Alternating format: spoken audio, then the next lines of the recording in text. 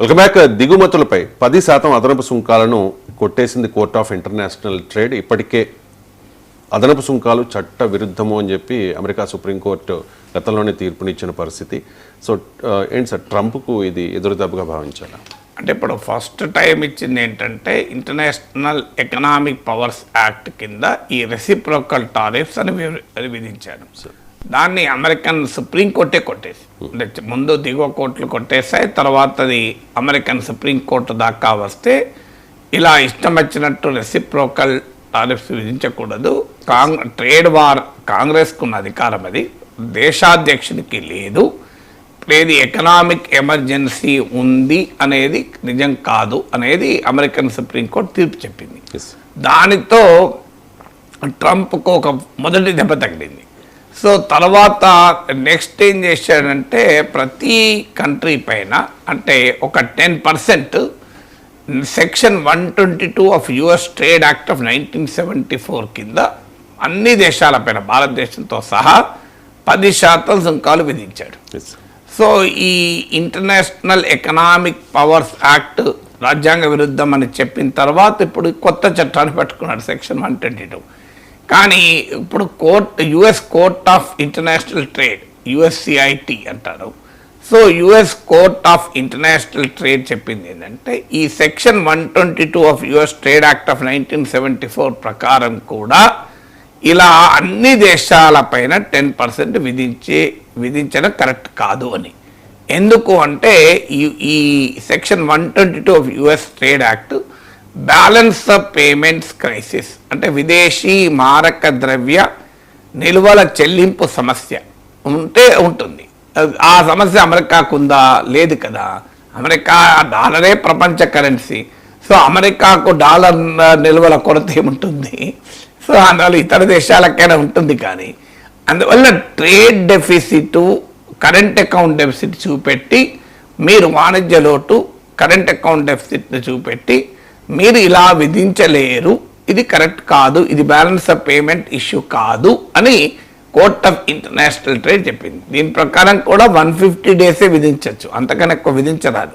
So 15% వరకు విధించవచ్చు. Trump 10% అందులో విధించాడు, 15% పెంచుతానని కూడా అన్నాడు. అందువల్ల అయితే దీంట్లో ఒక తిరకాసు ఏంటంటే court of international trade case వేసిన 2 చిన్న కంపెనీలకు మాత్రమే రిలీఫ్ ఇచ్చారు. అంటే ఎవరైతే కేసు వేసారో వాళ్లకు మీరు వసూలు చేసిన 10% అదనపు టారిఫ్ను రిటర్న్ ఇవ్వండి అని చెప్పారు. సో మీకు ఫస్ట్ నమ్మో ఇంటర్నేషనల్ ఎకనామిక్ పవర్స్ యాక్ట్ కింద ట్రంప్ విధించిన యూనివర్సల్ రెసిప్రోకల్ టారిఫ్స్ను కోర్టు మొత్తానికే కొట్టేసింది, అది అందరికీ వర్తిస్తుంది.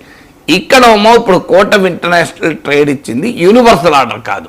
అంటే ఎవరైతే కేసుకి వెళ్ళారో, కేసు వేసారో వాళ్లకు మాత్రమే రిలీఫ్ ఇచ్చారు. అంటే కోర్టు 2 రకాలుగా ఇస్తుంది. ఇప్పుడు ఉదాహరణకు ఎవరైనా వయో పరిమితి పెంచాలని కోర్టుకు వెళ్ళారనుకోండి, లేదు పెన్షన్ పేమెంట్ ఇవ్వండి, నా పెన్షన్ పేమెంట్లు ఆపారని, అప్పుడు కోర్టు ఏం చేస్తుంది? ఆ పెన్షన్ పేమెంట్ ఆయనకి ఇవ్వండి, లేదా ఆయనకు ఒక్కరికి వయో పరిమితి రిలాక్స్ చేయండి అని చెప్తుంది. ఏదైనా కాంట్రాక్టర్ నేను నా బిల్లు వసూలు గల కోర్టుకు వెళ్ళాను అనుకోండి, కాంట్రాక్ట్కు బిల్లు వసూలు చేయండి, ఇది న్యాయం కాదు అని తీర్పు చెప్తుంది. అది యూనివర్సల్లీ అప్లికేబుల్ కాదు. సో ఇప్పుడు ఈ కోర్ట్ ఆఫ్ ఇంటర్నేషనల్ ట్రేడ్ ఇచ్చిన ఆర్డర్ కూడా యూనివర్సల్లీ అప్లికేబుల్ కాదు. అది ఎవరైతే కేసు వేశారో ఆ 2 కంపెనీలకు మాత్రమే వర్తిస్తుంది. ఇప్పుడు ఏం జరుగుతుంది? మిగతా కంపెనీలకు కూడా కోర్టులో కేసులు వేసి రిలీఫ్ పొందాలి. కానీ వాళ్ళు వెంటనే ఇవ్వకపోవచ్చు, ఎందుకంటే ఆల్రెడీ అమెరికా ట్రంప్ ప్రభుత్వం ప్రకటించింది దీన్ని మేము ఫెడరల్ కోర్టులో ఛాలెంజ్ చేస్తామని. సో ఇప్పుడు ఫెడరల్ కోర్టులో ఛాలెంజ్ చేసినప్పుడు మళ్ళీ ఏ రకమైన తీర్పు వస్తుందో తెలియదు. అందువల్ల ఇప్పటికైతే రిటర్న్ 10% వసూలు చేసింది రిటర్న్ ఏమీ రాదు. కానీ డెఫినెట్గా ట్రంప్ వాణిజ్య ట్రేడ్ వరకు కోర్టులు బ్రేకులు వేస్తున్నాయనేది చాలా స్పష్టంగా అర్థమవుతుంది. అందువల్ల ఇష్టం వచ్చినట్టుగా రాజ్యాంగాన్ని, చట్టాన్ని తన చేతిలోకి తీసుకొని నేను ప్రెసిడెంట్ కనుక నేను ఏమైనా చేయొచ్చు, ఐ కెన్ డూ ఎనీథింగ్ అనే ట్రంప్ వైఖరి సరైంది కాదు. America is democracy. దాంట్లో ఇన్స్టిట్యూషన్స్ ఉంటాయి, చెక్స్ అండ్ బ్యాలెన్సెస్ ఉంటాయి. ఒక వ్యక్తి చేతిలో దేశ భవిష్యత్తు పెట్టరు కదా. సో అందువల్ల ఆ ఇన్స్టిట్యూషనల్ చెక్స్ అండ్ బ్యాలెన్సెస్ ట్రంప్కు అర్థం కావడం లేదు. అందువల్ల ఖచ్చితంగా కోర్టు తీర్పులు ట్రంప్కు దూకుడుకు కళ్ళం వేసినట్టుగానే చెప్పాలి. Right sir. ఇక తెలంగాణ రాజకీయాల విషయానికి వస్తే మోదీ సభతో తెలంగాణ రాజకీయాల్లో పెను మార్పులు ఖాయమంటూ ఉన్నారు భారతీయ జనతా పార్టీ నాయకులు.